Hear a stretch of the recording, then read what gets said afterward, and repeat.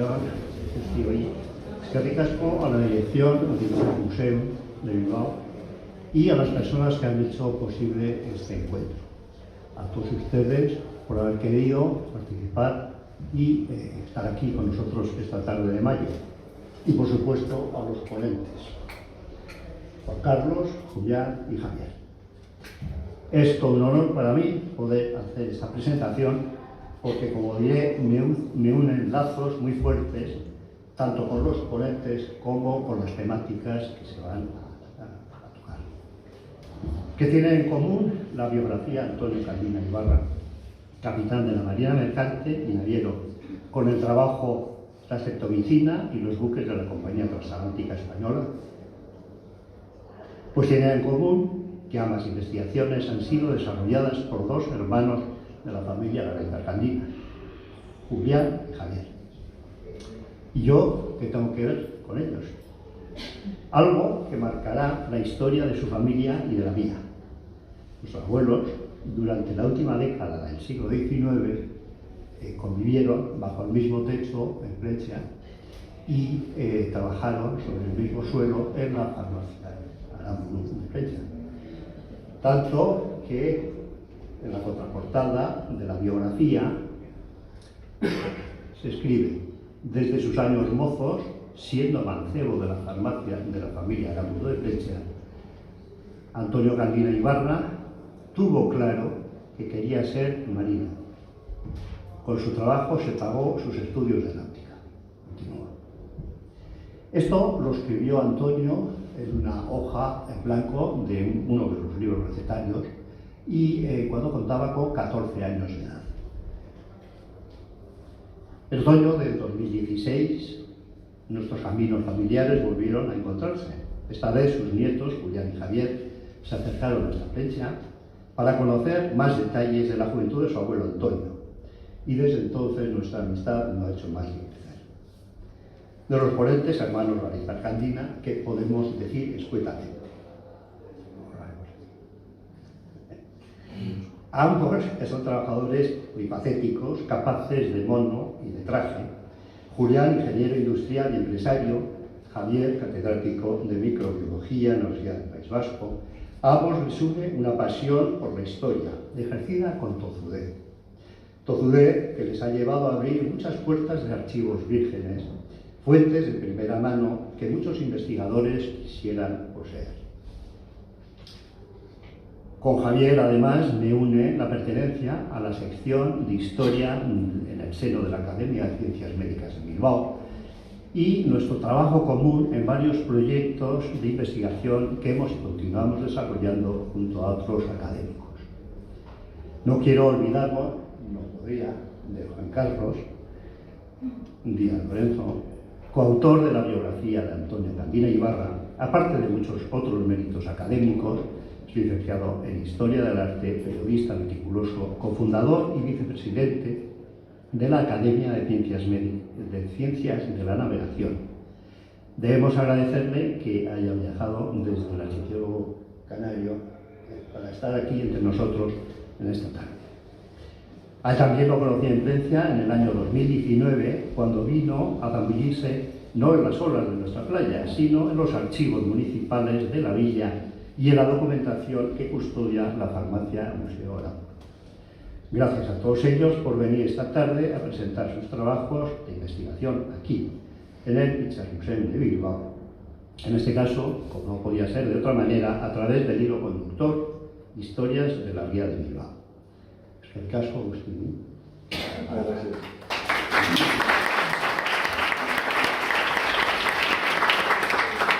Buenas tardes.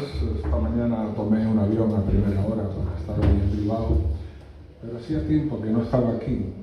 Y el no estar aquí, cuando se transcurre el tiempo, tiene el riesgo de que cuando se intenta llegar a tiempo, pues a veces uno no lo consigue. Y por eso es lo que ha sucedido hoy. Les pido disculpas por este retraso involuntario y por el desconocimiento de las distancias dentro del viejo Bilbao y de la antigua Euskalduna, ¿no? Estamos en un sitio extraordinario, lleno de muchísima historia importante, no solo en el desarrollo industrial del País Vasco, sino el desarrollo industrial de España. Es un referente absoluto de primerísimo nivel y celebro muchísimo que se haya hecho una reorganización espacial, urbanística de esta naturaleza. Yo ya lo conocía, había estado aquí en alguna ocasión con su director y habíamos dado un recorrido por dentro de este sitio entrañable que resume tanto la historia de la construcción naval en el País Vasco, ¿no? Bueno, hoy tengo el honor de participar en este acto. Yo soy el que menos va a hablar porque soy el que menos tiene que hablar, ¿no? Porque quien realmente aquí tiene la palabra es el amigo Julián Garay Zarcandina, pero les voy a esbozar brevemente el por qué hemos llegado hasta aquí. Y antes, cuando Enrique Aramburu estaba descifrando el rosario de los recuerdos, significando aquel encuentro que tuvimos en la farmacia de Plencia, enclave estratégico y de gran carga histórica en lo que es la historia, no solo del País Vasco, de Marina Mercante, sino también del resto del país. Justo es decir, que este libro que hoy se presenta tiene su origen en una iniciativa de José Mari Candina, cuando me propone llevar a cabo un trabajo sencillo sobre el centenario de la familia Candina, que se aproximaba a su centenario. En mis tiempos mozos, cuando yo empecé en esto del mundo del periodismo y de la investigación histórica, supe de un barco llamado Candina, que era un barco de finales del siglo XIX, construido, la típica construcción naval británica de la época, de casco de caja, máquina alternativa, proa recta, popa de espejo, etc. Y que tenía algunas fotos en mi archivo de ese barco.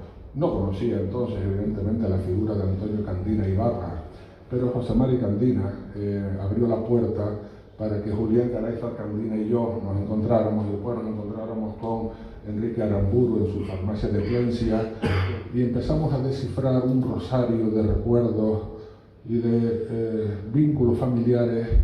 Y miren ustedes por dónde aquel trabajo inicial, sencillo, que se basaba más sobre todo en lo que era la estructura de lo que había sido la compañía naviera Vidasoa y los barcos que la habían formado, comienza a entrar en un fondo emocional importante de cuál ha sido la importancia de la familia Candina y sobre todo la figura de Antonio Candina Ibarra en ese tema, ¿no? Y ahí es donde entra en escena Julián Garay Zarcandina, que tenemos una virtud, y es que desde que nos conocimos nos hemos llevado estupendamente bien, y eso ha favorecido mucho el resultado del trabajo, de manera sea que de aquella iniciativa inicial de un trabajo meramente de corte empresarial, naviero, y con las sucesivas evoluciones que la familia Candina en la parte correspondiente al mundo marítimo ha tenido en los últimos años, derivó hacia otro trabajo que es el que hoy se presenta aquí en forma de libro, ¿vale?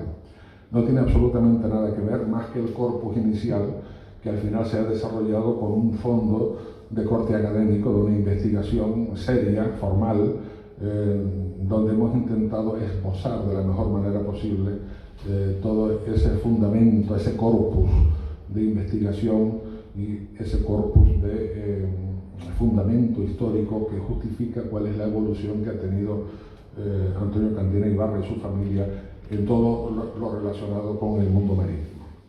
El libro tiene una primera parte que es una introducción somera, bastante detallada, para entender cómo hemos llegado hasta aquí y sobre todo para entender cómo Antonio Candina Ibarra inicia su andadura naviera después de su paso por la Compañía Marítima del Nervión, que es una de las grandes compañías navieras no solo del País Vasco, que lo es, sino de España. Ya es historia y ya no está, pero afortunadamente hay estudios históricos importantes, en el caso de Valnaliso y otros autores, sobre esta compañía tan importante, que fue tan significativa y que fue el germen del éxito profesional del capitán Antonio Candina Ibarra. Y ahí comienza también esta relación con Julián Garay Zarcandina, donde llegamos al entendimiento y vamos esbozando todo ese esquema significativo, muy detallado, muy preciso, de cuál es el tiempo que le tocó vivir al capitán Antonio Candina Ibarra y sus circunstancias, ¿vale?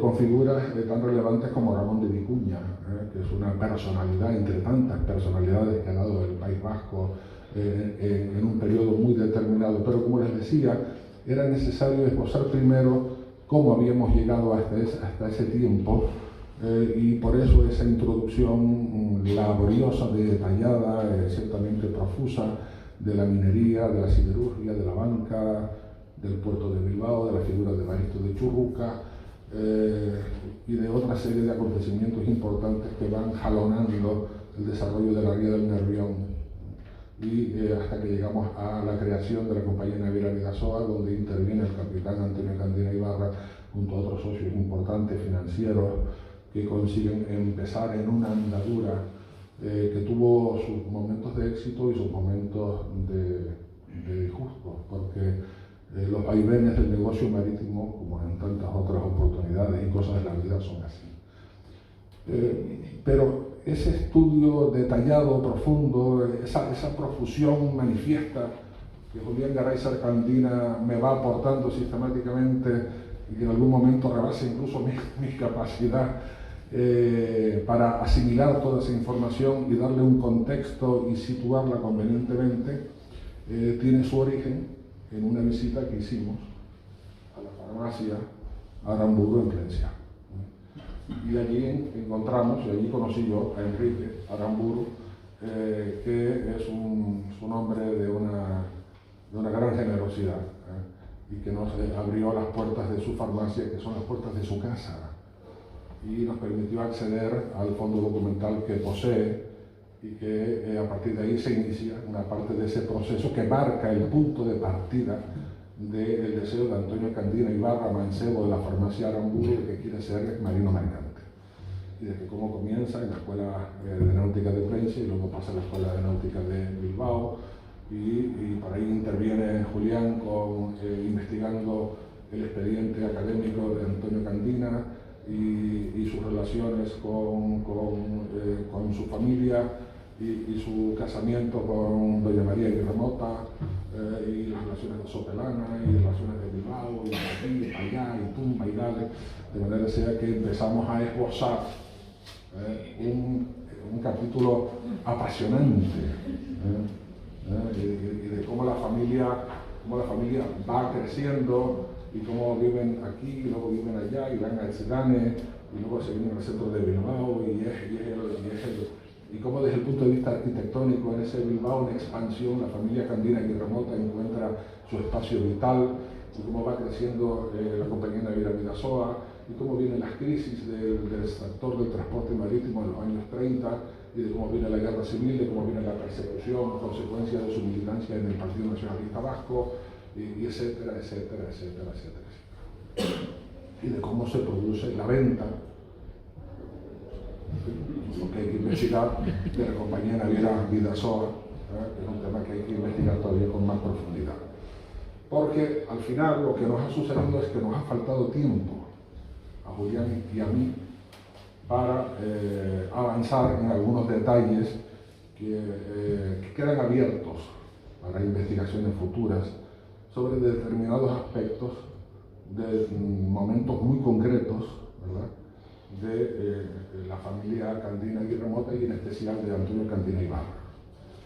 En todo caso, Julián y yo, Julián que además es nieto, pero yo que soy casi nieto, ¿no?, hemos llegado a la conclusión de que estamos ante un hombre que es paradigma de su tiempo, un hombre emprendedor con un afán de superación muy considerable, que responde a ese arquetipo de empresario profesional de la marina mercante, capitán, que entra en la gestión del mundo naviero, que tiene relaciones que evidentemente facilitan que todo eso sea posible, que tiene apoyos financieros importantes en figuras, como ya cité antes, tan relevantes como Ramón de Vicuña y otros socios, desde cómo el dueño del periódico Euskadi forma parte del accionariado de la compañía, y de cómo se teje toda una estructura empresarial, ¿verdad?, en torno a una figura, Antonio Candina Ibarra. Porque el gestor de la compañía, el director de la compañía era Antonio Candina. tenía sus socios financieros que ponían parte del dinero, pero él ponía su conocimiento, su gestión naviera, su conocimiento de la marina mercante, ¿no? Entonces ahí entramos en otro episodio muy importante de la historia del País Vasco y también de España, evidentemente, pero sobre todo del País Vasco, como es el tema del carbón y el tema del mineral de hierro, ¿vale? Y el desarrollo del puerto de Bilbao, ¿no? Bueno, pues todo eso y mucho más lo tienen ustedes aquí en este libro, pero como yo les decía, a mí no me corresponde hablar mucho más, realmente quien le corresponde a Julián, porque es Julián quien tiene para mí una virtud importantísima, que es el añadido del sentimiento de lo que él vivió. Él conoció a su abuelo. Yo he conocido a Antonio Candina Ibarra fundamentalmente por lo que Julián me ha contado de su aita y de todo aquello que hemos investigado y los numerosos documentos que hemos visto, pero insisto, nos ha faltado documentos que ver todavía, con lo cual yo no discuto que en un futuro, pues a lo mejor hay una segunda parte de este libro, ¿no? Porque si eso sucediera, yo estoy de acuerdo. Y conste que redactar el libro, escribirlo, ha sido una tarea también bastante compleja, ¿vale? Porque yo no soy vasco, pero he visitado el País Vasco en varias ocasiones, lo he estudiado desde que era un muchacho y luego lo he estudiado sobre todo cuando hice mi tesis doctoral, que la hice en construcción naval, y estudié mucho todo el tema de la industria del hierro, del acero, el sistema Bessemer, las grandes figuras del momento, Euskalduna, la naval, los astilleros privados, de manera sea que no había estado con la frecuencia que debía haber estado, pero ya había investigado bastante, ¿no?, sobre este tema. De manera sea que cuando llega el momento de establecer esa dinámica de investigación con la figura de Antonio Candina Ibarra, de alguna manera ya había recorrido una parte importante del camino, y eso es una ayuda. Tengo que decir, en honor a la verdad, de que el proceso de investigación y redacción del libro que hoy se presenta sirvió también para profundizar con más detalle en todo aquello que yo había aprendido en una etapa determinada de mi vida, pero que me sirvió, por supuesto, para profundizar y mejorar muchísimo más lo poco que sé sobre esta tierra tan extraordinaria, ¿vale? Bien, pues les reitero mi agradecimiento, es un honor, es la primera vez que estoy en Bilbao en un acto de este tipo, y estoy a punto de jubilarme ya, con lo cual, en fin, creo que me he perdido cosas importantes a lo largo de estos años, pero estoy muy feliz de poder compartir con todos ustedes este episodio significativo en mi vida que he tenido el honor y la responsabilidad de compartir, por un lado con José María Candina y por otro lado con Julián Garayta Candina, ¿vale? Y especialmente con Julián, porque es con quien he lidiado mucho, hemos lidiado mucho para darle forma a este libro, que recoge la figura de un hombre extraordinario, un hombre de su tiempo, un hombre cuya memoria evocamos y cuya memoria conservamos. Así que muchísimas gracias a todos y buenas tardes.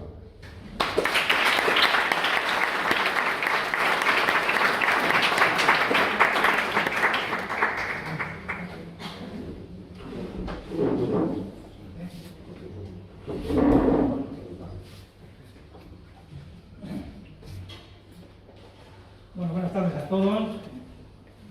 Gracias por venir.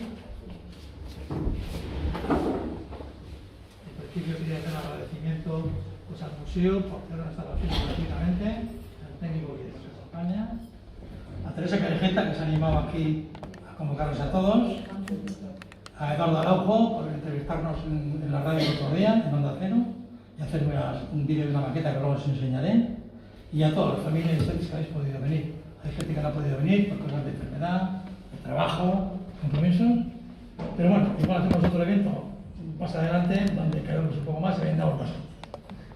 Bien, yo no he venido aquí a hablar de mi libro, ya he venido aquí a hablar de mi abuelo. Y entonces, bueno, pues sí que voy a decir un par de reseñas sobre el libro, y es que no se vende aquí, se vende por Amazon, os lo mandan a casa y tranquilamente lo leéis el que quiera.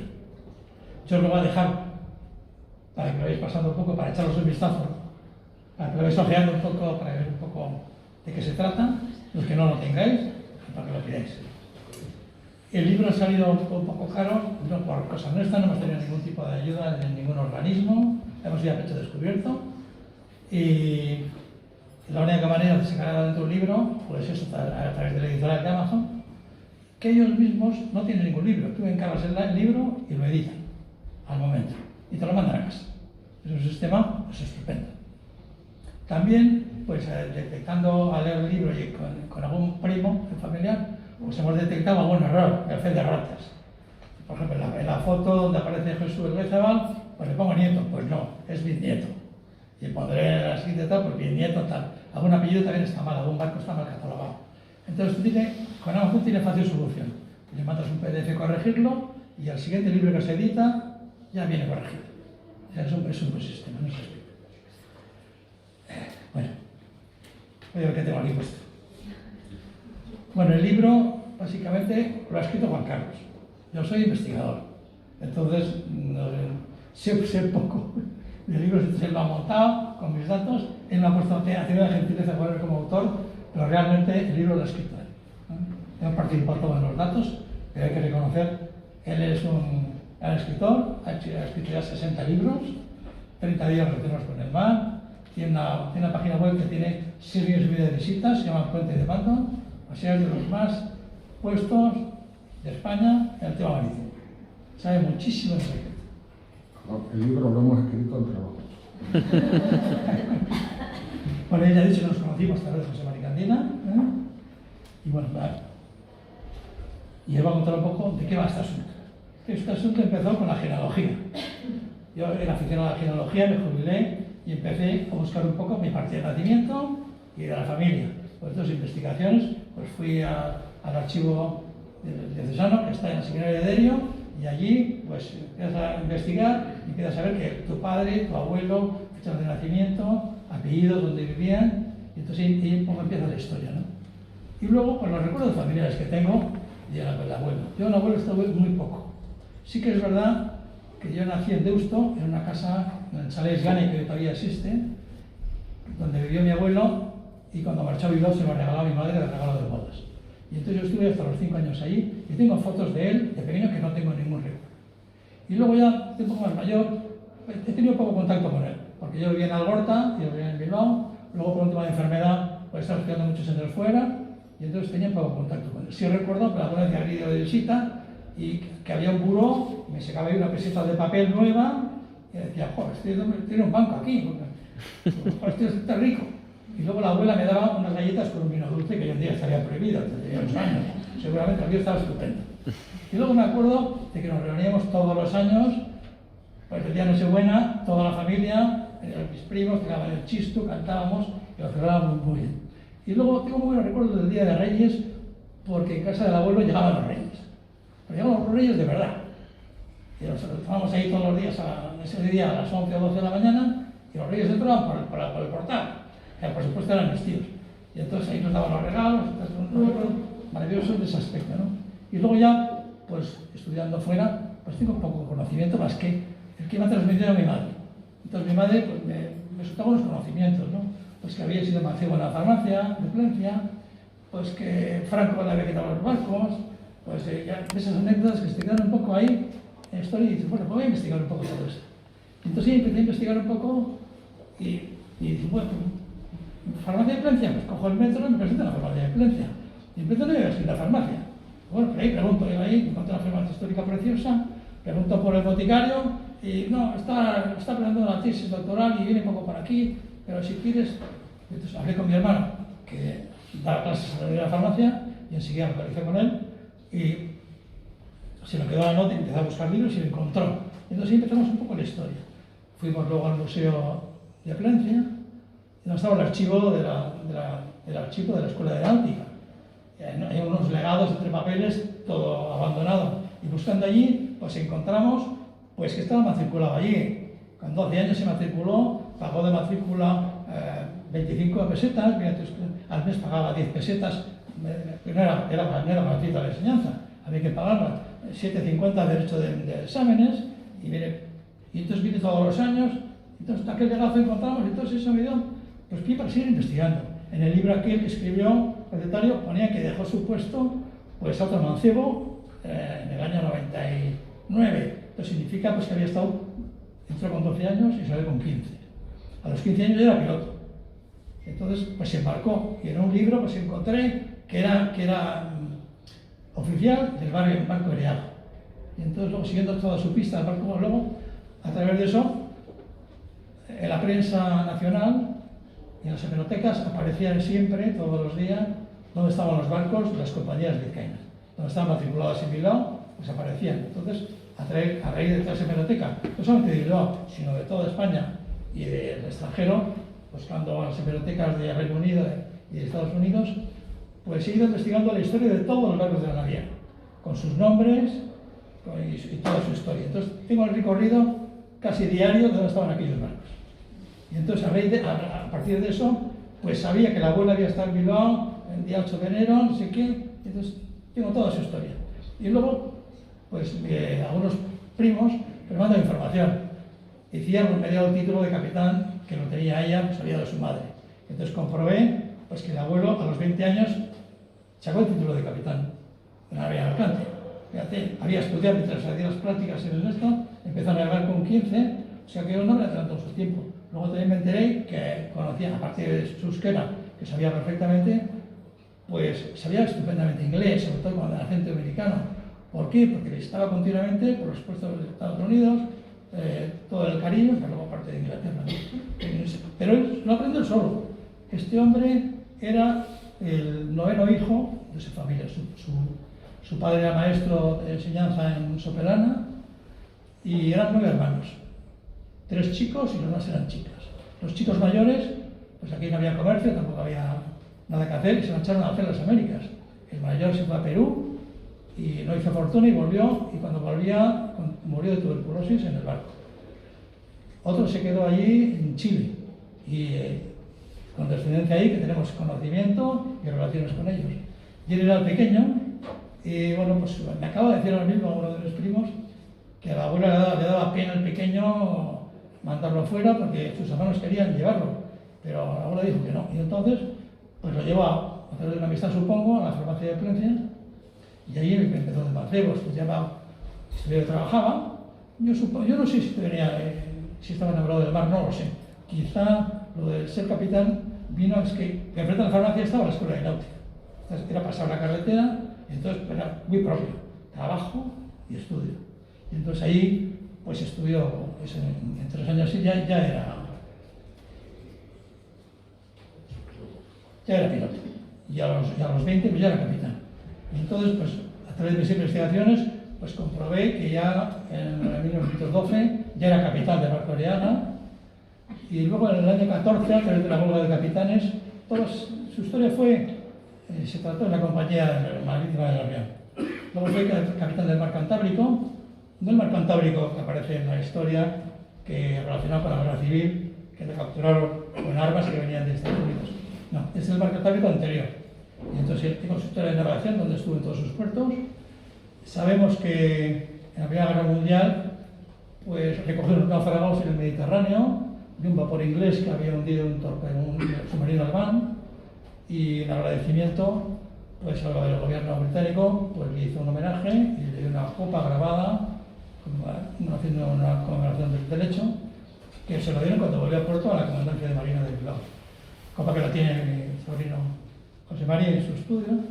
Y entonces luego también sabemos que fue el primer capitán del vapor Martirreno, también de la compañía del Narmión, que fue votado aquí en Euskalduna. Y las vicisitudes de que aquel ha tenido todo, tormentas, accidentes, incendios, todo eso lo tengo recorrido en mi documentación, que es muy extensa. Yo sería capaz de escribir 10 libros como este. Uno por cada barco, ¿no? Sí. De la cantidad de datos que tengo. También tengo datos de todo ramo de la familia, de los Arenas, de los Ara, de los padres de Chavarria, cosa que tú no conoces, pero ya hablaremos del asunto. Bueno, y entonces esta es un poco su vida, diríamos, laboral. Estuvo navegando 20 años. Empezó con 15 y a los 19 se jubiló. Entonces cuando llegó aquí, pues él tenía mucho conocimiento del mar, sabía todo, consignatarios, los puertos, la geografía, cómo se manejaba todo. Y entonces pues, fundó con el presidente del periódico El Noticiero Bilbaíno, pues se fundó una compañía. Pusieron entre los dos 500.000 pesetas, el dinero lo puso a mi abuelo y el otro socio puso un barquito, el José Mari, que nadie sabía que existía. Eso lo encontré yo, pues buceando en el registro mercantil, que no de aquí, sino descubrí que por un tema fiscal habían hecho el traslado de la sociedad a Pasajes, y allí, desde lo que tiene ahí, pues conté toda la historia de la fundación de la naviera, las escrituras y lo que fue la historia de la naviera. Y entonces de ahí, pues vimos los barcos que tenía e hicimos todo el estudio. Y entonces ahí tenemos una vida, también creo, esa fue la compañía Vidasoa, que tuvo unos 10 barcos, no todos a la vez. Tenía 3 o 4, se iban cambiando, eran barcos de tercera o cuarta mano, los barcos ingleses que habían comprado a bajo precio, ¿no? Mi abuelo se encargaba de ser extranjero y comprarlos. Luego, cuando hizo la compañía, pues vino un poco a la compañía le falta mucho catch y mucha ayuda. Y entonces, pues los socios pues estaban pues, gente que eran consejeros del Banco de Bilbao, gente de la política y gente que ponía el dinero. Entonces, pues ahí entró Ramón de Vicuña, que era el presidente del Consejo de Administración, y que los dos primeros barcos que compró en subasta, mi abuelo, pues él le puso a su nombre, el nombre de su padre, Ramón Candina, Ramón Vicuña, y la de su madre, Paz de Paz. Y entonces, bueno, pues luego fueron comprando barcos y vendiéndolos, ¿no? En el ínterin, pues mi abuelo fundó otra compañía que se llamó Compañía Naviera Velilla y Candina, y ahí él compró el barco de Candina, que era suyo. Velilla y Candina, aunque la compañía era de mi abuelo, el nombre viene porque Velilla era consejero del Banco de Bilbao. Y en estas cosas, pues hace falta catch. A ver, aquí van a haber muchas mercancías, hacer muchos tratos y hace falta mucha liquidez. Y para esta falta, pues tener pues, un banco o alguien relacionado con la banca para que te eche la mano, ¿no? Pero toda la gestión la llevaba bien. Igual que la naviera Vidasoa, mi abuelo era el gerente.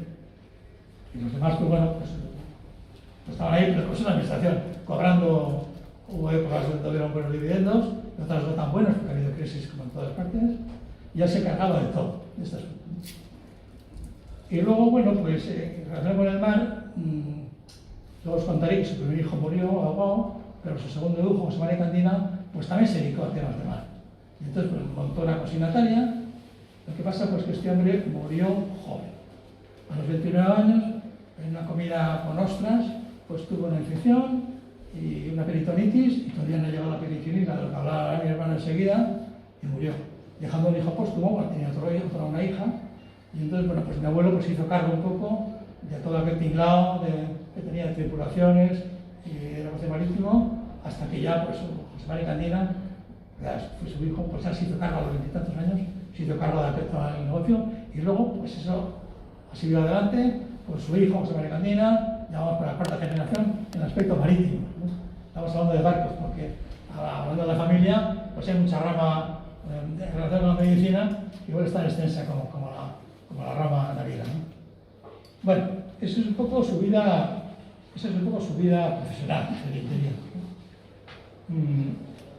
Estando en la naviera, bueno, mi abuelo fue nacionalista, pero tuvo una vocación tardía. En los ficheros aparece como afiliado al Partido Nacionalista Vasco a partir de los 46 años. Su hijo José Mari era secretario del Bachoqui de las Arenas, con 28 años. O sea, y Ramón Vicuña, pues eso, del Partido Nacionalista, ¿no? Uno de los más importantes. Pero él fue un poco tardío. Yo en el libro lo he puesto Antonio Candina Ibarra con Y, porque en la partida de nacimiento su madre era Ibarra con Y. Él luego se lo cambió y puso I.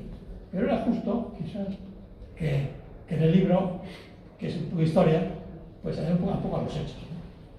Bien, pues este hombre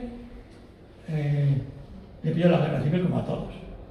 Entonces, pues en aquel momento la compañía tenía 3 barcos, el Candina, el Ulía y el Urola, y bueno, pues que todos salieron corriendo, diríamos, ¿no? El Candina salió para Inglaterra, hizo 3 viajes redondos aquí trayendo material bélico. Al Urola pues fue hundido parcialmente en un bombardeo en Valencia. En Ulía intervino una corbeta de la Armada Nacional y le cambiaron de nombre, le pusieron Castillo Morella, se dedicó a trasladar tropas y material bélico, y luego al final de la guerra fueron devueltas a la Marina de mi abuelo. El Candina tuvo unas vicisitudes muy importantes, pues estando en Inglaterra, sí, de ahí se hizo una compañía inglesa para tratar los barcos que estaban ahí, de la zona republicana, estaban ahí refugiados, y entonces hizo unos viajes se fue hasta Siberia, a por madera, por un río, una historia, la tengo por ahí escrita, una historia preciosa. En aquel ínterin se les heló el río, tuvieron que ir un remolcador a sacarlos, estuvieron casi 6 meses allí sin poderse mover. O sea y luego cuando volvía, pues casi fue interceptado, pero se metió en el puerto de Bergen y ahí pasó la guerra. En la época de la guerra, a mi abuelo le pusieron una multa, como a todos los nacionalistas. No fue muy alta, pero fue multa, le pagaron todos sus bienes. Se quedó sin un duro, sin poderlo manejar hasta el año 41. Se le pagaron en el 37 y hasta el 41 no pudo disponer de nada. A la familia Vicuña, que era muy nacionalista por supuesto, pero Vicuña murió en el 35. Entonces a sus herederos, a su mujer y sus hijos, fueron a Biarritz y estuvieron ahí refugiados y después una multa de 1 millón de pesetas. A ver, lo de la sota fue mucho más importante, las multas, pero bueno, fue una multa muy importante. Y les pusieron como condición para volver a su pueblo, a Portugalete, que tiene un palacete al lado de Puente Colgante, pues que les dieran el vapor Candina. Entonces, ahí entra un poco la historia que me contó mi madre. Mi madre me contó pues, que el abuelo pues, había vendido los barcos porque estaban viejos. Cosa que realmente no es cierto, porque el Candina pues, se achatarró en el 66. Luego navegando hasta los 20 y tantos años más. El Lulú está en el 55.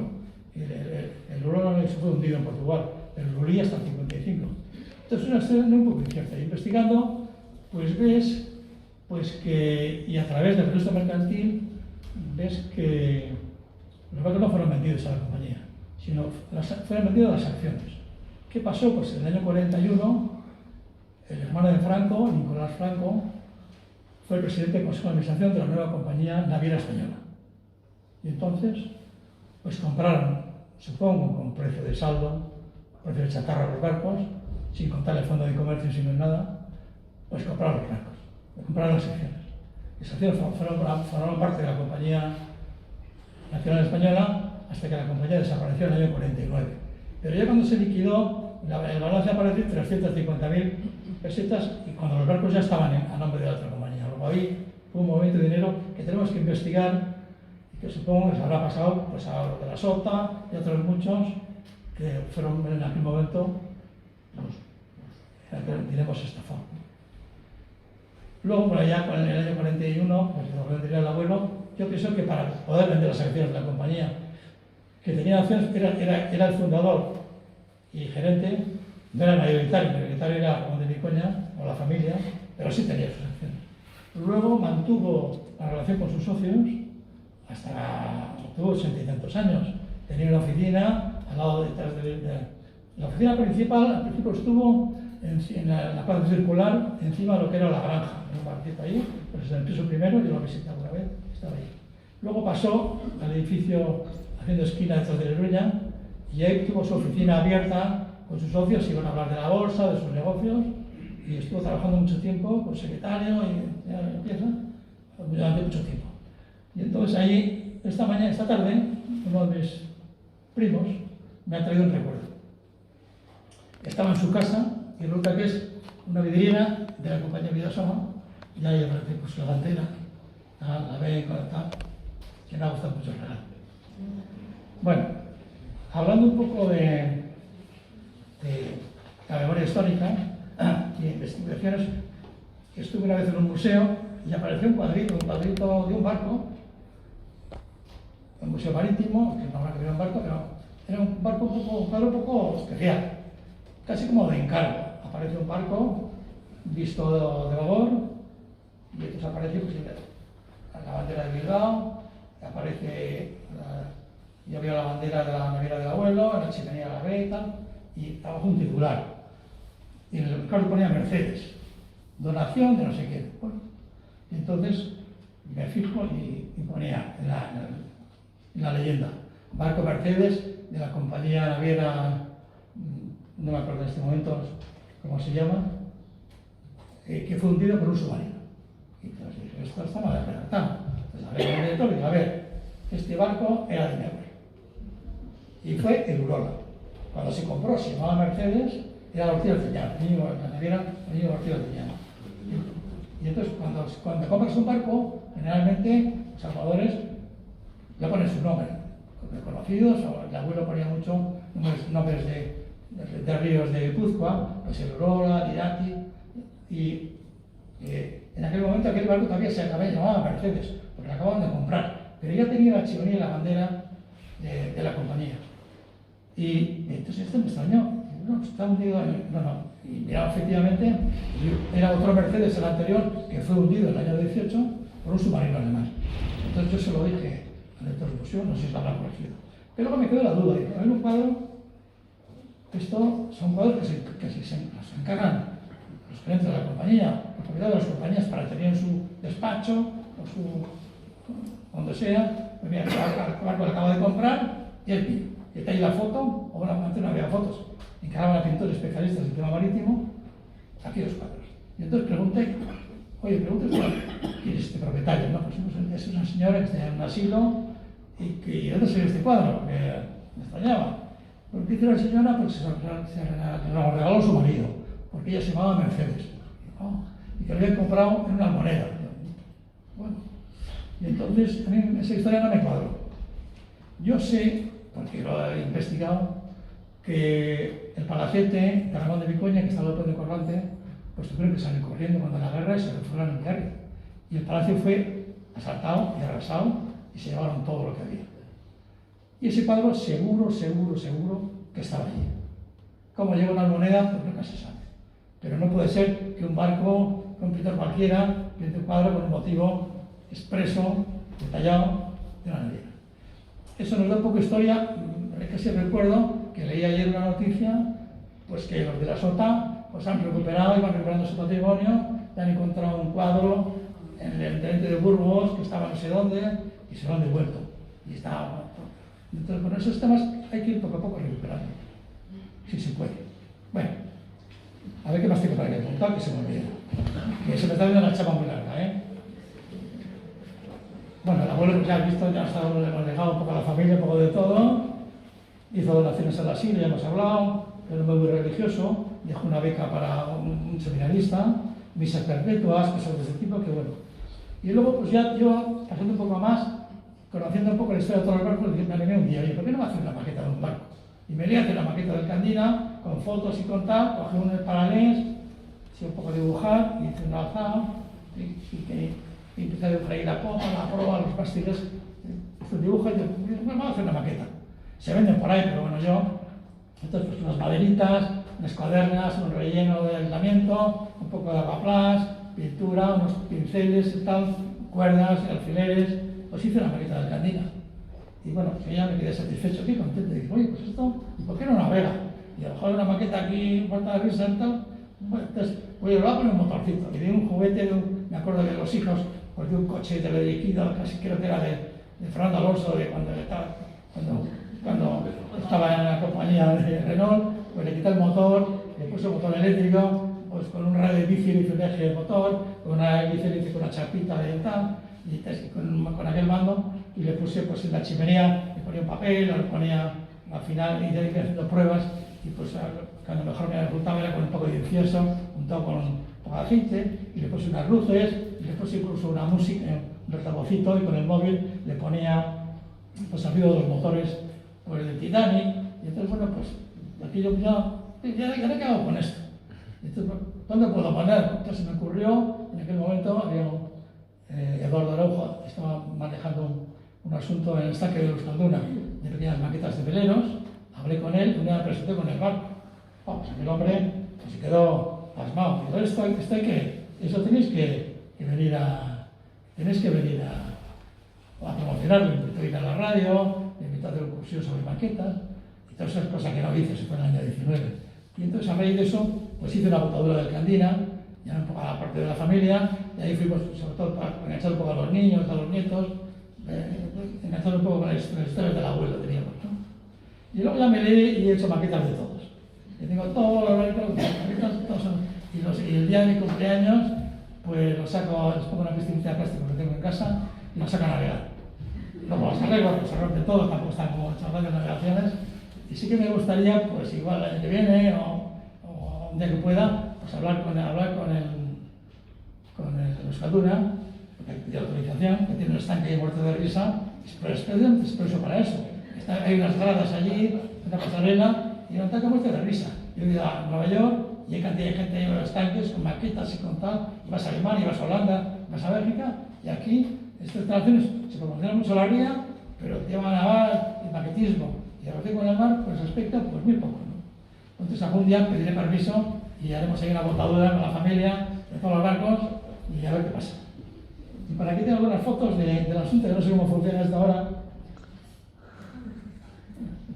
para ver algunas fotos. ¿Dónde están? Ahí. En el azul. Pero bueno, ya enseñaré la foto más tarde. A ver, que me estoy enrollando. Mira, esas son cosas que escribió el abuelo. Ahí arriba abajo a la derecha aparece Antonio Candina, con 12 años. En los libros recetarios, Antonio Candina Ibarra, agosto de 1996, Antonio Candina Ibarra. Tiene escritos y muchas firmas por muchos sitios. Está en el libro, ¿eh? Bueno, os lo voy a dejar más a mi hermano porque no me rollo por aquí horas. Venga, Javi.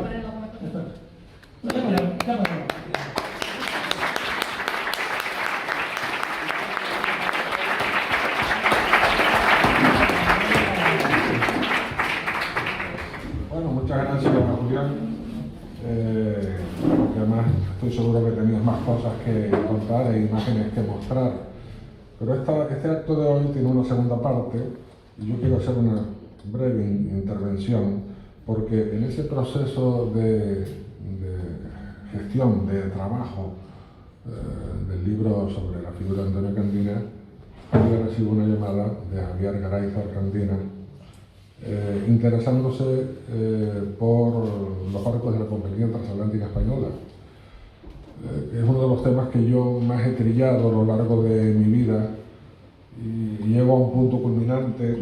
A mí no me gusta hablar de mí en concreto, pero en este caso no me queda otro remedio porque es lo que justifica que tengamos este vínculo específico con Javier, y es que cuando hago mi tesis doctoral en construcción naval hay una naviera española que resume todos los episodios por los que ha pasado la construcción naval española desde la aparición del vapor hasta que dejó de existir en los años 80, ¿no? Y fue Compañía Transatlántica Española. Entonces yo en mi tesis doctoral abordo con mucha amplitud todo el espectro de la construcción naval en España, pero lo circunscribo a la evolución de la Compañía Transatlántica Española, que tiene su origen en Santiago de Cuba hacia mediados del siglo XIX, con la denominación social de Antonio López y Silva. Antonio López, comillano, indiano, hombre que hizo gran fortuna con el apoyo político de la monarquía, no así de la Segunda República, cuando se produce pues, una gran persecución contra todo lo anterior, y Compañía Transatlántica padece esas circunstancias, ¿no? Y la recuperación posterior, ¿no? Con la figura del conde de Ruiseñada, Juan Claudio Huelin Churruca, y hasta que la compañía pues, es absorbida en el año 78 por el Instituto Nacional de Industria y posteriormente privatizada, entre tantas privatizaciones del sector naviero español que se hicieron entonces y que al final llevaron al traste. Bueno, pues, en uno de esos episodios recibo un día una llamada de Javier, previo contacto de Julián: te va a llamar mi hermano Javier que quiere hablar contigo, además, como no. Y bueno, pues entonces Javier me traslada su inquietud sobre lo que hoy va a ser su conferencia. Y les hago esta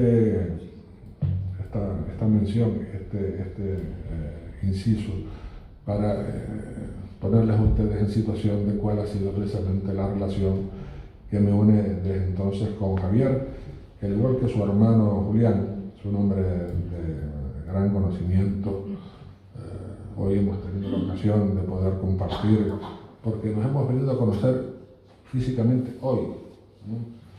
Con Julián ya he tratado bastante más en el pasado, pero físicamente con Javier nos hemos conocido hoy, aunque hemos hablado en numerosas ocasiones por teléfono, ¿no? Y para el caso es como si nos hubiéramos conocido desde el primer día que establecimos contacto. Javier tiene en su especialidad, catedrático de medicina, tiene una conferencia que nos va a ilustrar sobre ese protagonismo importante y lo ha titulado La estreptomicina y los buques de la Compañía Transatlántica Española. Adelante.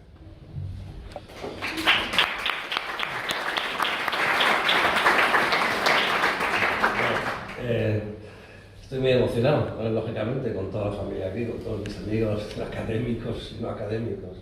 Y bueno, pues qué decir de Julián y de Juan Carlos, ¿no? Bueno, de todo esto surge muchas cosas en común, ¿no? El ITITE, ¿no? Mancebo, en una farmacia, yo trabajando en la facultad de farmacia, los buques, en fin. Había que hacer algo, aunque a lo mejor puede casar o no puede no casar, pero yo pensé que la oportunidad de este libro era la oportunidad mágica para juntarnos y para hablar de estas cosas, ¿no? Y este trabajo que estamos haciendo entre varios compañeros, que luego presentaré, pues se presentó en el Colegio de Médicos y luego en la casa de Enrique, entre un grupo reducido de académicos, y acudió ahí al fondo, le veo, con el profesor Ricardo Franco, aunque no se esconda, el doctor Franco, querido compañero y amigo y presidente de honor de la Academia de Ciencias Médicas de Bilbao, que me dijo: Javier, esto hay que repetirlo, pero hay que repetirlo en el Museo Marítimo de Bilbao. ¿Y por qué no hablas con Teresa? ¿Teresa? ¿Qué Teresa? Teresa que dejar, ya verás. No sé si está en este momento, ha tenido que salir, pero volverá. Bueno, un terremoto. Entonces, un terremoto que nos ha ayudado muchísimo en la organización de este evento y una mujer extraordinaria, ¿no? Entonces, bueno, pues esto es un poco la introducción. Agradeceros a todos por venir y compartir. En esta foto, yo os voy a mostrar de una forma muy rápida bueno, este pequeño trabajo en el que estamos Enrique Aramburu, Juan Gonda, que también está por aquí, Carlos, que no está, que es farmacéutico de Valladolid, y yo mismo. Hemos formado un grupo pequeño de historiadores de la farmacia, ¿no? 2 médicos y 2 farmacéuticos. Los 4 afortunadamente estamos en periodo de jubilación, jubilosa, y estamos disfrutando de ello enormemente, ¿no? Y estamos estudiando un trabajo que empezó precisamente Enrique con los temas de su farmacia, la farmacia Museo Aramburu. Empezó él con el tema de los arsenicales, el tratamiento de la sífilis, y lo hemos seguido con cómo llegaron los otros antibióticos a nuestro país, y hemos descubierto cosas interesantes que no se conocían, y vais a ser los primeros en conocer, casi, cómo llegaron los antibióticos, en concreto penicilina y estreptomicina, a nuestro país. Pero, por supuesto, estamos hablando de la Segunda Guerra Mundial, finales de la Segunda Guerra Mundial, y por supuesto, pues, España estaba en el eje, vamos a decir, en el eje del mal, estaba con Alemania e Italia, ahí se había perdido la Segunda Guerra Mundial, los alemanes, los italianos, etc. Y Estados Unidos, que producía en grandes cantidades estos antibióticos, pues bueno, pues empezó a distribuirlos, pero no estábamos precisamente en la lista de los más favorecidos. Tardaron un poquito en llegar, pero al final llegaron lógicamente a través de la Cruz Roja, como material de ayuda, y llegaron en avión. Los primeros envíos que llegaron a España llegaron en avión. Pero luego se pierde la pista y encontramos la pista de los barcos, ¿no? Esta parte de estos trabajos los hemos presentado en algunos congresos y hemos escrito algunos artículos, algunos capítulos de libros, y bueno, estamos precisamente en ello. En esta foto estamos aquí los 4, en un lugar bastante interesante, que es la escalera de mármol del Banco de España de Madrid, ¿no? Hicimos un viaje al archivo, nos permitieron ir al archivo histórico del Banco de España. Nos trataron como si fuésemos investigadores de verdad, como aficionados a la historia, simplemente. No os podéis imaginar. Nos hemos encontrado con gente encantadora en los archivos. Y ahí encontramos material del primerísimo nivel. Bueno, todo esto tiene que ver mucho efectivamente con ese siglo XIX, con finales del siglo XIX y principios del siglo XX, lo que es la minería, la revolución industrial, la zona minera y la margen izquierda. La revolución industrial llegó al País Vasco un poco después de lo que había llegado a Inglaterra, unos cuantos años. Y en Inglaterra y en otras zonas europeas se había demostrado un auténtico problema social con la irrupción de una enfermedad terrible que es la tuberculosis, provocada por el hacinamiento. Mucha gente que acudía a esas empresas, a esas minas, a esos lugares de siderurgia, etc., salían del campo e iban a las ciudades. Y ahí se encontraban con que no tenían ningún tipo de alojamiento. Tenían que compartir barracones, chabolas, compartir casas. Y eso era justo, con una muy mala alimentación, una pobreza extraordinaria. Y ese era el germen adecuado para que esta enfermedad infecciosa y tan problemática se difunda con tanta facilidad. Eso también llegó aquí. Y llegó aquí porque, evidentemente, pues, es la consecuencia negativa de todo este gran desarrollo que estamos hablando, de la Ría de Bilbao, de toda la industria del acero, la industria del hierro, pero la parte negativa es que las condiciones sociales favorecieron la aparición de esa auténtica epidemia a nivel mundial. En estas fotos vemos cómo eran un poco aquellas épocas, ¿no?, en las que convivía mucha gente en un espacio muy cerrado, ¿no? Tenemos Roberto Koch, uno de los fundadores de la microbiología, que en 1882 ya detectó este primer microorganismo causante de la enfermedad, un gran investigador alemán, y bueno, pues a pesar de que desde entonces se conocía el origen de la enfermedad, pues no se encontraba una cura adecuada, ¿no? La cura en ese momento, pues ya vemos aquí, a lo mejor sonará esta imagen de abajo, de estas beatas o de estas monjas que están atendiendo a estos niños. Esto es Görlitz, y el hospital de Görlitz. Y vemos a los niños que están con unos gorritos y prácticamente desnudos al sol, porque esa era la terapia que había en ese momento, la helioterapia, el sanatorio marítimo de Görlitz, que fue una de las iniciativas que tuvo el doctor Areilza, un gran médico, ¿no?, que todos conocemos su calle, ¿no?, la calle Doctor Areilza en Bilbao, pero pocos conocen que fue el médico de los mineros, un médico a nivel de Marañón y de compañía, de los mejores del Estado, y que fue contratado exprofeso para tratar se crearon una serie de hospitales en Triano para tratar a los enfermos, a los accidentados, porque muchos eran los mineros, pues se accidentaban lógicamente en las minas por las voladuras con la dinamita, y este profesor Areilza, el doctor Areilza, pues era un excelente cirujano, y se dio cuenta de que efectivamente había un problema de tuberculosis enorme, en este caso en la Arboleda, etcétera, en Platagarán, etcétera. Y se le ocurrió que, bueno, pues estos niños que están viviendo en un ambiente absolutamente fácil de contaminarse con las tuberculosis de los padres, pues los vamos a mandar al hospital heliotrópico, les vamos a separar un poco de ese ambiente, les vamos a dar un poco de salud, un poquito de buena dieta, a ver si así no acaban de contraer la tuberculosis. Sin embargo, pues no era una terapéutica totalmente eficaz, ni mucho menos hasta que llegaron los antibióticos, ¿no? Bueno, esta diapositiva, que procede como fuente, aquí abajo lo pongo, ¿no?, tuberculosis, 100 años del dispensario Ledo, Museo Histórico de la Medicina. Aquí hay varios compañeros, Kepa, que hicieron, Juan y otros, que hicieron un gran trabajo hace unos cuantos años sobre precisamente una revisión de la historia del Ledo, del dispensario de Ledo. Quizá alguno de vosotros recuerda, en la calle Licenciado Poza, un edificio que ahora es donde está la sede del Departamento de Salud, un edificio de cristal, es un poquito raro, que a mí no me gusta nada, pero bueno, ahí está. Bueno, pues ahí se fundó ese dispensario como una de las cosas que intentaban hacer para controlar la tuberculosis, que ya vemos en la gráfica, vamos viendo cómo la incidencia a lo largo de los años va aumentando en Bilbao y en Vizcaya. Bilbao, como dice aquí, según la prensa local, en el año 1900, Bilbao tenía una incidencia tuberculosa superior a la de París, Buenos Aires, Madrid o Barcelona, lo que le colocaba a la cabeza de las ciudades españolas. Bien, ¿cuántos tuberculosos había? Pues es muy difícil calcular, pero vamos, había una mortalidad enorme y bueno, pues un gran problema.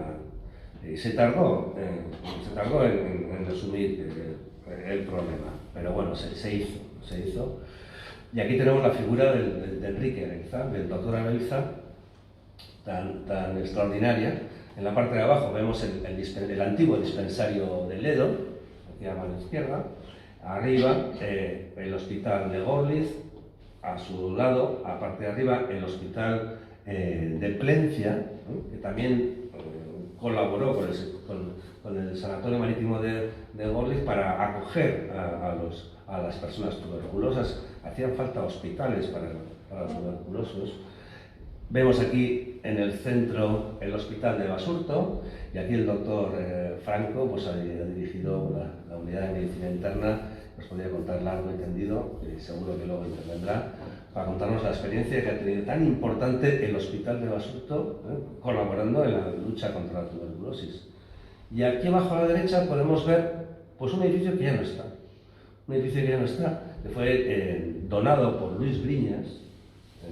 A veces si uno analiza los nombres de las calles de los sitios y indaga un poco, como hizo Javier Campo con el libro de Derecho y las calles de Derecho, pues vas viendo que los nombres de las calles pues, tienen un sentido, ¿no? Pues Luis Briñas, la calle de Luis Briñas era un filántropo, un multimillonario que hizo una donación enorme de dinero a los hospitales, pues de ese estilo de Casita y Iturriza, nuestra gran viuda de Parza, ¿no? Bueno, pues este Luis Briñas colaboró en la construcción del edificio de Santa Marina. Esta parte de abajo corresponde al antiguo Santa Marina que fue derruido, ha pasado por ciertas... Os comentaba que la lucha antituberculosa en el país, en el Bilbao, fue un poquito con retraso con respecto a otros sitios. Costó un poco la construcción de este espacio, ¿no?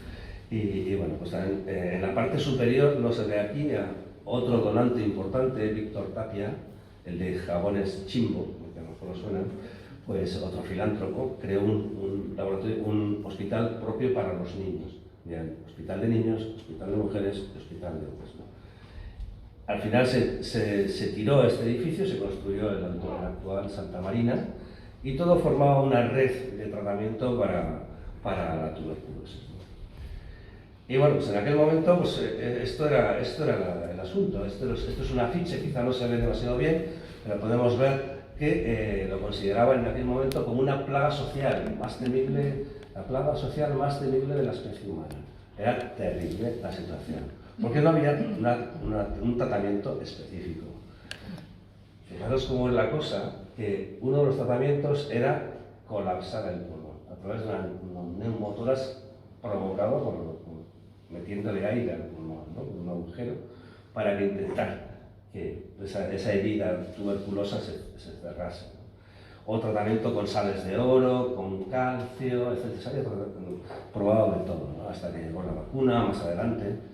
Entonces, bueno, pues la aparición de los antibióticos como tratamientos específicos, las balas mágicas que dañan a los microorganismos y no dañan al huésped, pues es lo que todo el mundo estaba buscando. Porque, como comentaba Enrique en sus trabajos, pues los arsenicales y otros productos químicos que había en aquel momento pues eran muy tóxicos también para las células del ser humano. Y se buscaba un producto tóxico para los microorganismos, pero no para las células humanas, ¿no? Y esto fue a partir de estos grandes genios de la microbiología, padres de la microbiología, Domag, que fue capaz de descubrir un compuesto colorante que tenía un alemán, un cierto compuesto antimicrobiano, que fueron las sulfamidas, que tuvieron y tienen todavía cierto uso en la terapéutica, pero fue el gran descubrimiento de Alexander Fleming con la penicilina, un producto de un hongo, ya no era síntesis de laboratorio, sino había producción de un ser vivo, un hongo, el que puso en marcha todo un mecanismo de producción. Como comentábamos mientras comíamos, Julián me preguntaba, pues si Fleming descubrió la penicilina en el 28, ¿por qué se tardaron tantos años en producirla industrialmente? Bueno, porque era un tema realmente complejo. Se tardaron 10 años y tuvieron que llevarse al final el proyecto de la elaboración a nivel industrial de la penicilina a Estados Unidos en los años 44, porque los ingleses no eran capaces, los bioquímicos ingleses, Florey, Chain, de la Universidad de Oxford, no fueron capaces de producir un sistema realmente productivo porque estaban siendo bombardeados por los alemanes en el año 40 y tantos. Entonces se llevaron el proyecto a Estados Unidos y en 2 años el gobierno americano les puso a todos en firme y dijo: a ver, señores, Pfizer, Merck, a lo mejor os suenan estas casas, ¿no? Las mismas que estaban en aquella época. Pfizer, Merck, Speed, otras. Pónganse ustedes de acuerdo, no compitan entre ellos, vamos a hacer, uno va a mejorar las cepas, el otro va a mejorar el caldo de cultivo, el otro va a mejorar la cosa industrial, el desarrollo de tal, y vamos a hacer que se produzca penicilina en grandes cantidades. Y así lo hicieron. En año y medio, fueron capaces casi de inundar al mundo de penicilina, ¿no? A un precio realmente alto, ¿no? Luego comentaremos un poco más. Un poquito después, Selman Wassman descubrió, siguiendo los mismos procedimientos y las mismas teorías, buscando los microorganismos en el suelo, dándose cuenta de que los microorganismos compiten entre sí y se mandan bombas químicas, que son los antibióticos, pues buscando encontró un microorganismo, un Streptomyces, que produce este producto de la streptomicina. Los 3 recibieron el premio Nobel, ¿no? Y esta streptomicina era especialmente indicada para el tratamiento de la tuberculosis, que hasta ese momento no tenía un tratamiento específico. Por tanto, fue una auténtica bombazo positivo para la sociedad mundial, ¿no? Nosotros en ese momento estábamos, como se comentaba, estábamos en el proceso autárquico después de la guerra civil, con el hambre, con el extraperlo, el contrabando, en fin, una época realmente dura, que recordarán todos nuestros padres, ¿no? Que nos comentaban, ¿no? Se pasaba mucha hambre y la tuberculosis subió, de nuevo repuntó, pues debido también a estas condiciones nefastas de la posguerra civil. Bueno, ya en el 47 ya empezamos a ver, en el 45, 46, 47 empezamos a ver noticias positivas en los medios de comunicación y en concreto en la hemeroteca, que es, como comentaba Julián, que es una fuente inagotable de información y muy interesante, pues empiezas a encontrarte, analizando hemerotecas, que bueno, llegan 5.000 kilos de penicilina a Madrid, en un avión desde Londres. También he recibido por vía aérea una expedición de streptomicina, no te da muchos más datos. Diario de Ávila, 26 de abril del 47. En el Correo Español, Noticiero Marítimo, el Marqués de Comillas sale en nuestro puerto, sale el Magallanes. ¿Qué barcos que son estos? Y miras un poco entre líneas y dices, ha traído streptomicina. Concho. Entonces no solo llegaba en avión, también llegaba en barco, parece, ¿no? También empiezan a aparecer en las publicaciones científicas que demuestran la utilidad de estos compuestos, sus efectos secundarios. Aquí nada está libre de efectos secundarios, también los existen y son importantes. Y empezamos a indagar en archivos y encontramos en las actas del Hospital de Basurto en 1948, aquí a la izquierda. No he querido acercarme mucho más porque no quiero que se vean los nombres. Es un acta en la que donantes anónimos o no anónimos pues donan cosas al Hospital Civil de Basurto, donan pues, una cierta cantidad de dinero, etc.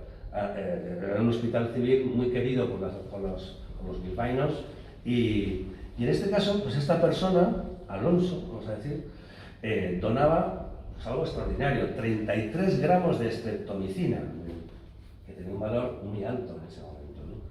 O sea que ya era en el año 48. ¿Cómo había llegado hasta aquí? También indagando en otros archivos, en el archivo histórico del gobierno vasco en Lakua, entrando en la información del dispensario antituberculoso de Vitoria, encontramos las primeras facturas de farmacéuticos que venden streptomicina al dispensario, en este caso el dispensario de Vitoria, ¿no? Y tenemos aquí los precios, más de 40 pesetas por gramo de streptomicina. Si multiplicamos pues, Estos tratamientos tenían que durar pues, un año por lo menos, pues, es un dineral. Y la gente no tenía ese dinero, ¿no? En fin, luego llegamos aquí seguimos hablando con amigos y nos encontramos, hacemos una entrevista a un médico veterano, el doctor Uriarte Botaoui, con 102 años, y unos meses antes de fallecer nos concede una entrevista, y Juan, que está por aquí, nos comenta, me ha dicho el doctor Botaoui que él cree que los antibióticos llegaron a Bilbao por la ría. Bueno, y yo hablo con mi médico de cabecera de pequeño, Líbano Zumalacárregui, y me dice, acompañé a mi padre médico al puerto de Santurce a comprar penicilina en el Habana, para ponérsela inmediatamente a un niño de Algorta con meningitis y así salvó su vida. Efectivamente, ¿no? Cambió la vida de muchas personas y hay muchas anécdotas según vamos recogiendo, ¿no? Y he encontrado algunas fotos de aquella época. Aquí podríamos ver perfectamente uno de estos mercantes, lo que son las amuras de los traveses de estos mercantes, en el muelle de Santurce, que atracaban en Santurce. Aquí podemos ver, este posiblemente sea el Covadonga o Guadalupe, efectivamente, ya un poquito más posterior. Y bueno, pues ¿qué barcos eran? Y esta información, esta que figura aquí abajo este es de mi amigo, ¿no? O sea, que tal cual literal de su página web, no quería ni moverlo, ¿no? El Habana fue un gran transatlántico, el más grande que se ha hecho, era el más grande de España en ese momento, se construyó en la naval de Sestao en 1923, era de Alfonso XIII, o sea, claro, en la Primera República pues se tuvo que cambiar, la Segunda República se tuvo que cambiar a Habana, porque no era políticamente correcto. Entonces ese barco luego, evidentemente luego fue muy conocido porque participó en llevar a los niños exiliados en la Guerra Civil Española. Antes de que llegasen aquí los nacionales, los italianos, pues el gobierno vasco organizó una expedición con los niños vascos a Francia, hacia el norte, y algunos hacia Inglaterra, otros hacia Francia, y algunos hacia Rusia, ¿no? Y este fue uno de los que participó, ¿no? Pero lo que no se sabe es que también tuvo esta otra cosa que es la que vamos a contar luego, que fue uno de los barcos que vino con más antibióticos a nuestro país desde Estados Unidos, una vez terminada la guerra. El Magallanes es otro de los barcos transatlánticos, eran barcos de pasajeros que hacían esta ruta. Era una ruta del norte que iba desde aquí hasta el Caribe y daba la vuelta y volvía, ¿no? Pasando por Canarias. Pasando de aquí, vamos a decir que seguía la ruta de los Alíseos y volvía, por los Alíseos de vuelta, ¿no? Y otro gran barco, en este caso construido en Cádiz, ¿no? Precisamente, ¿no? Barcos de la Compañía Transatlántica. Yo estudiando un poquito la Compañía Transatlántica, bueno, me doy cuenta que es una gran compañía. Y veía siempre, con las referencias del libro, me veía Juan Carlos Díaz López. Bueno, pues me tengo que poner en contacto. Y incluso le pedí una foto para publicarla en buena calidad, para publicarla en una buena revista, etc., ¿no? Es un gran especialista, luego hablaremos. En fin, otro gran mercante, y el Marqués de Comillas, ¿no? El Marqués de Comillas, que por aquí veo a Iñaki Sagasti, que tiene una experiencia personal, ¿no? de haber viajado en este barco a América. Y bueno, pues si funciona, vamos a ver si funciona.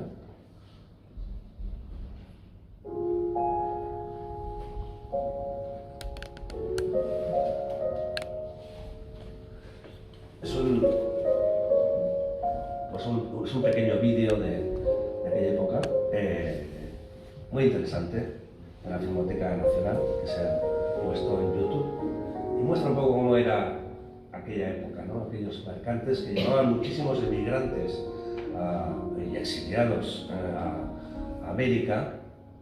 En este caso es una recepción cuando llegó a Cuba, y así eran un poco las llegadas a los puertos, ¿no? No me extraña que en ese puerto en el que no había ningún tipo de control, pues gente se aprovechase y hiciesen un poco de cambalache, de antibióticos por aquí, dinero por allá, medias de nylon, o una radio, o cualquier tipo de cosas en esas épocas de escasez, ¿no? Entonces, bueno, es un homenaje a Iñaki, especialmente.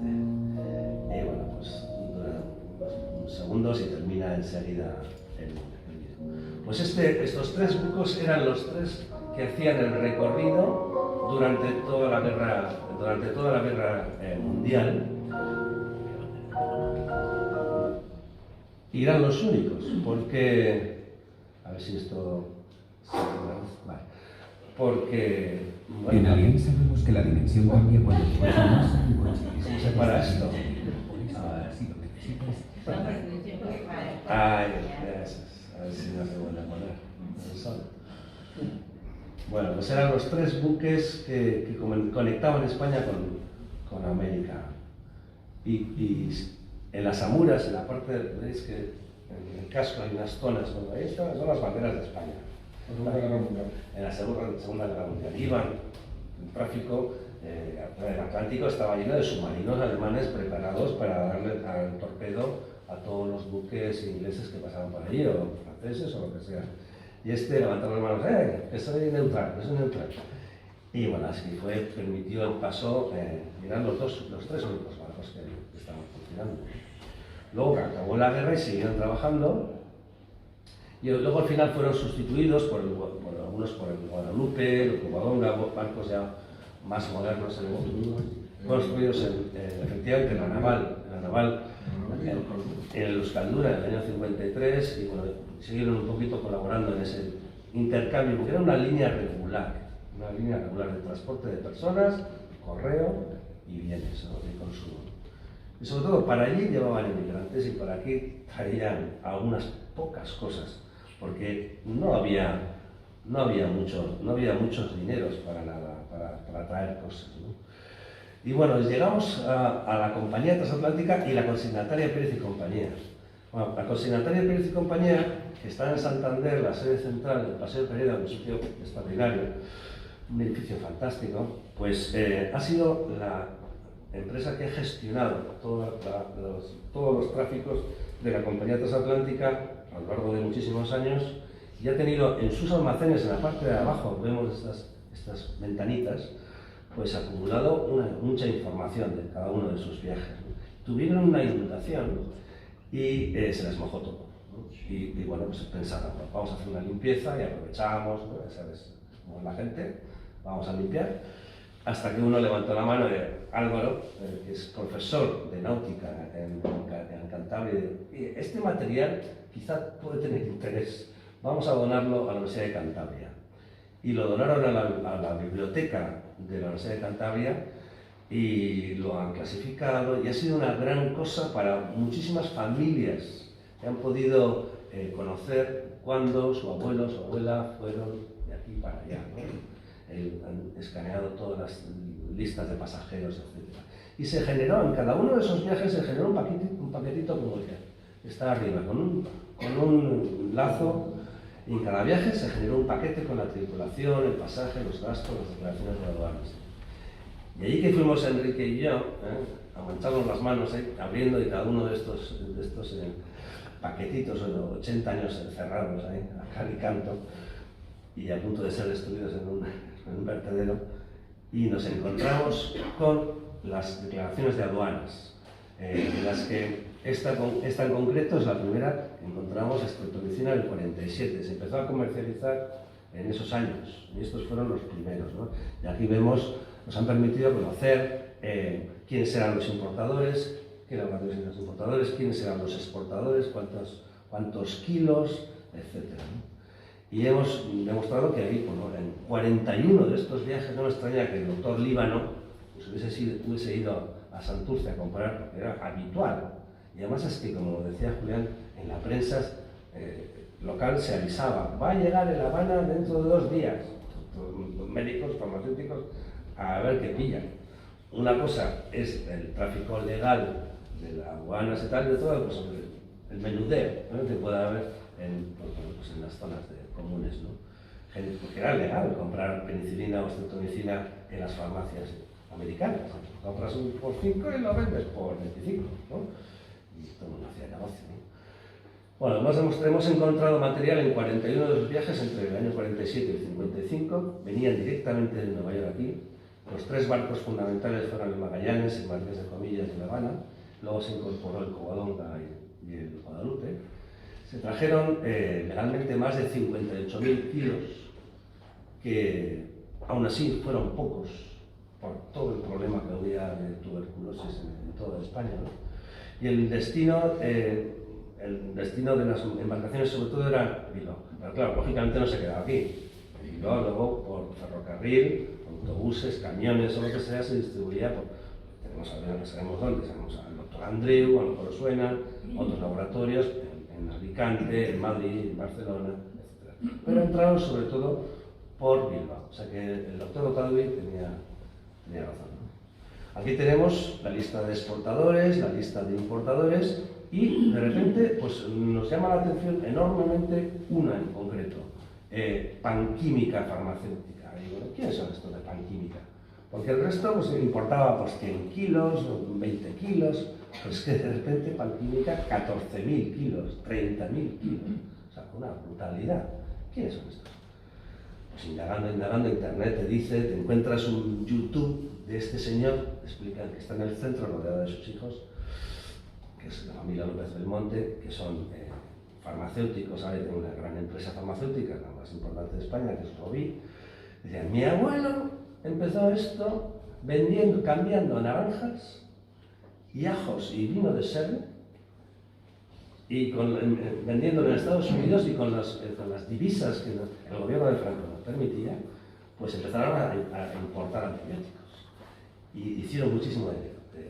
Y efectivamente, lo hemos comprobado acudiendo a los archivos del Archivo Histórico del BBVA, que llevan todas las actas del Banco Exterior de España, a los archivos del Banco de España en Madrid, etc., consultando los archivos del Instituto Español de Moneda Extranjera, y efectivamente hemos comprobado que les felicitaba a la empresa por las extraordinarias ventas que estaban haciendo en Estados Unidos, ¿no? A través de una filial del Banco Exterior de España.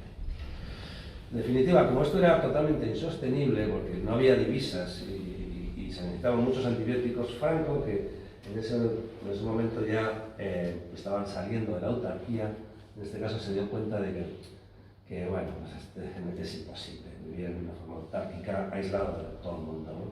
Entonces habló, como los americanos hablaron un tema penicilina, hablaron con todos los farmacéuticos españoles y dijo, bueno, sacó una orden y dijo, producir antibióticos en España va a ser obligatorio y primordial.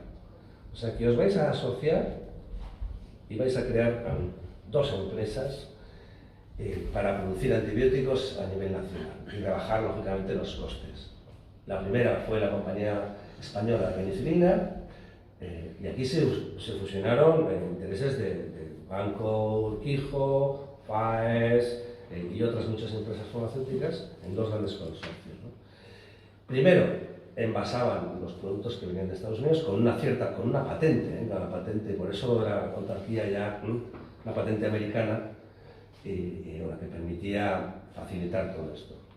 Empezaban envasando, pero luego ya empezaron a producirlo. Y ya cuando empezaron a producirlo, pues lógicamente los viajes en barco, etcétera, pues fueron innecesarios, ¿no?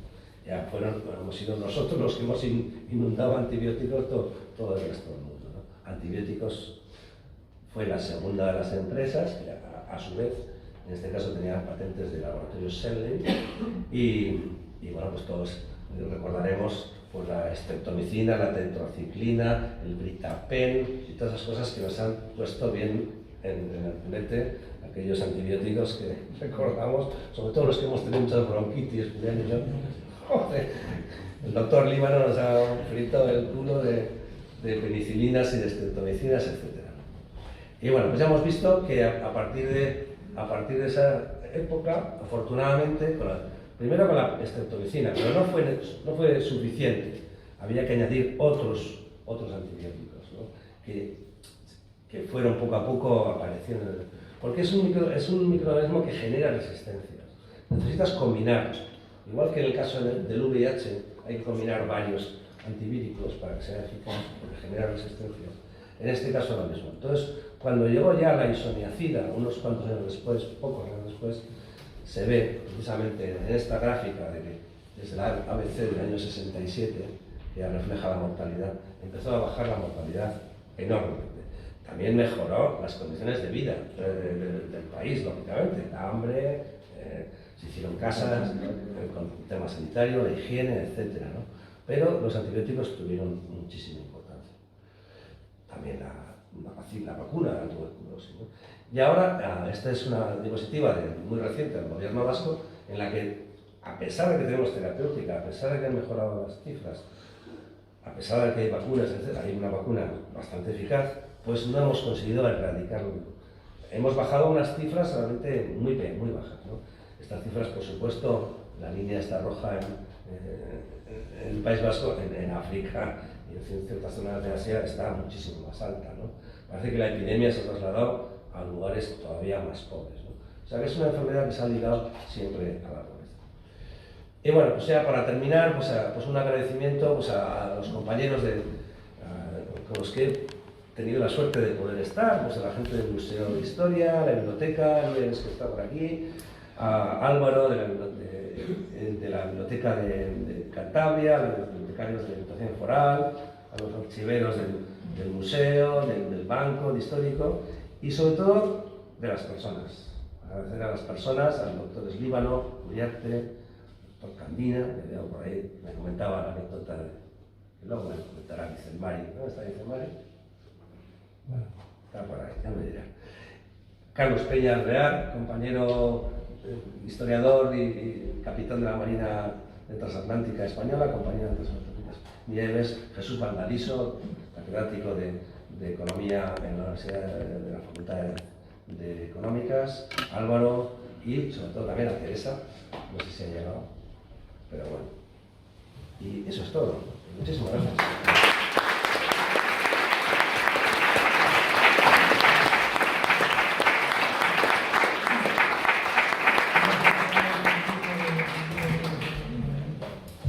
Vamos a poner el vídeo de Julián. Ahora si quieres vamos a reflejar en el bar de abajo, para charlar un rato. Seguro que hay preguntas. Bueno, a ver. Como la timidez, como nos conocemos todos.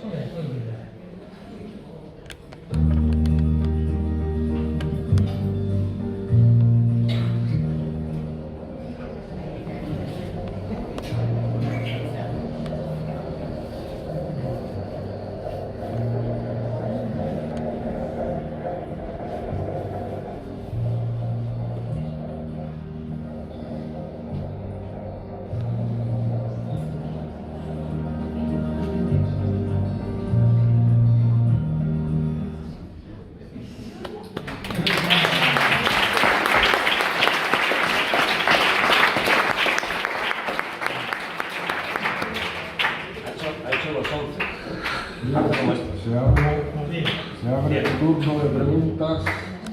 Pregunten ahora o callen para siempre. Oye.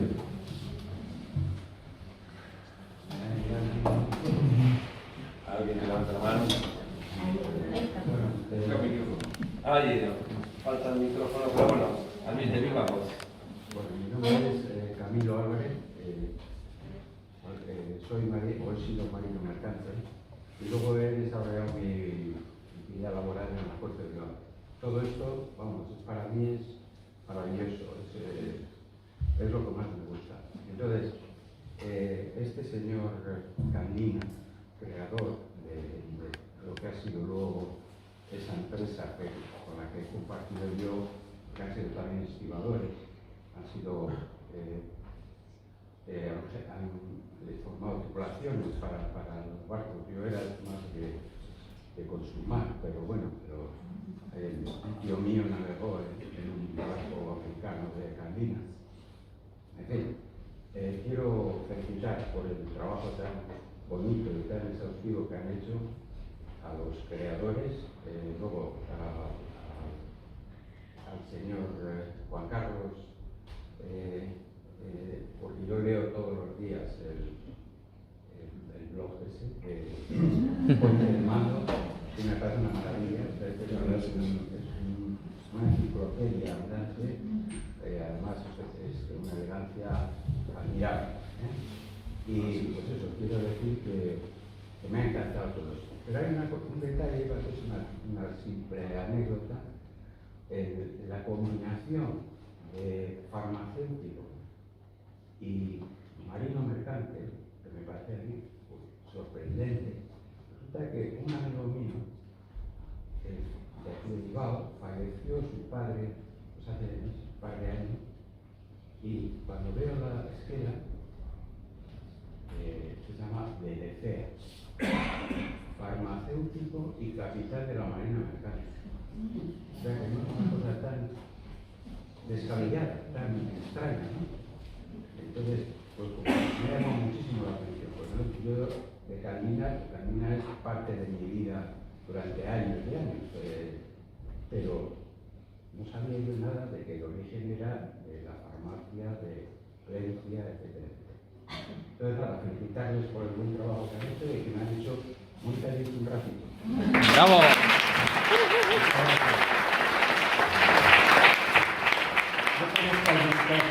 Yo conozco algún caso de médico y capitán de la marina mercante. Farmacéutico y capitán de la marina mercante, no. Bien es verdad que Antonio Candina no fue farmacéutico, trabajó en una farmacia para pagarse sus estudios de náutica. Pero, al menos que yo recuerde ahora, tampoco conozco ningún antecedente, que no digo que no los haya, pero yo no lo conozco, de que alguien trabajara en una farmacia para pagarse sus estudios de náutica, ¿no? Pero conozco algún caso, me acuerdo, lo he vivido cerca, de algún médico que ha sido capitán de la marina mercante, ¿no? Y que primero fue capitán de la marina mercante y luego fue médico. Del mismo modo que también tuve un amigo ya fallecido que fue capitán de la marina mercante y luego comandante de líneas aéreas, Alfonso García Bach, que murió en accidente de tráfico en Tenerife hace unos años, y fuimos grandes amigos, y al que conocí siendo alumno en el petrolero Albuera, mi padre de contramaestre, y luego lo conocí de piloto de aviación y comandante de Vinter en la época en la que yo trabajé en el grupo Iberia. O sea que, pero son casos atípicos, ¿no? Porque el marino mercante, por lo general, también es frecuente encontrar marinos mercantes abogados, ¿no? Que hayan estudiado la carrera de Derecho, se hayan especializado en Derecho Marítimo incluso, ¿no? Eso sí es más frecuente, pero farmacéuticos, médicos y demás son una verdad. Más preguntas. Bueno, pues estaba por ahí Líbano. Elisa, cuéntanos un poco. Es nieta de Líbano, el doctor. Sí, cuéntanos un poco. Hija del doctor. Y hermana de Juan Antonio, José Antonio, con el que precisamente charlé, nuestro médico de cabecera.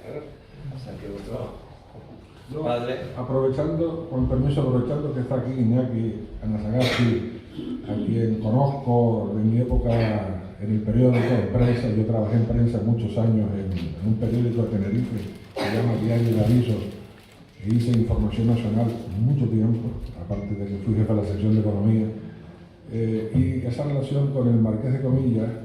Marqués de Comillas fue un barco muy vinculado con el puerto de Bilbao, como lo fue Transatlántica durante toda su existencia, ¿no? Y Bilbao fue puerto de cabecera con las líneas tanto de América del Norte, con Nueva York fundamentalmente, como con las líneas del Caribe, ¿no? Y en diferentes etapas y en función de los contratos con el Estado, Transatlántica cubrió una línea regular que se iniciaba en el puerto de Bilbao, Santander, Coruña, Vigo, Tenerife, y luego seguía por Venezuela, Curazao, Colombia, Panamá, Cuba, sur de Estados Unidos, subía a Nueva York y regresaba a Coruña y Bilbao.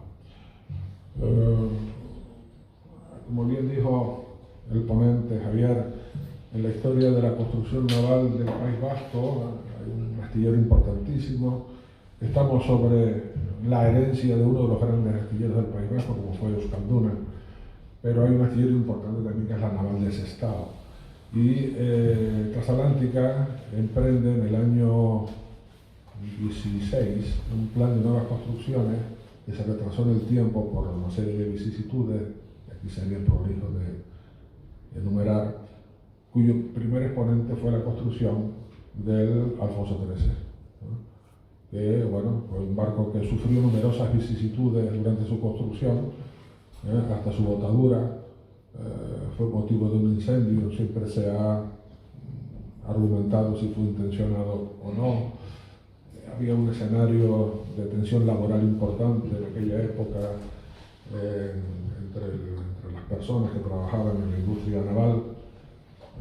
Fue un barco importante de la historia transatlántica, nació vasco, nació en Bilbao, fue después reconvertido precisamente la naval también tras un incendio ocurrido al finalizar la guerra civil en el 39, cuando se pretendía reconstruirlo, se produjo el incendio y al final pues toma esa denominación de Habana, que es un nombre provocado por la proclamación de la Segunda República el 14 de abril del 31, que no solo afectó a La Habana, sino a otros barcos que tenía la Transatlántica y que también son parte importante de la historia del puerto de Bilbao. Y después la construcción ya durante la posguerra del Covadonga y del Guadalupe, uno en Euskalduna y otro en la naval, ¿no? Que fueron barcos que restablecieron la línea entre Bilbao y el puerto de Nueva York, de España. La compañía transatlántica española llegaba a Nueva York y llegó el viaje inaugural con ambos barcos, ¿no? Sí, pero eso es un tema para otro día.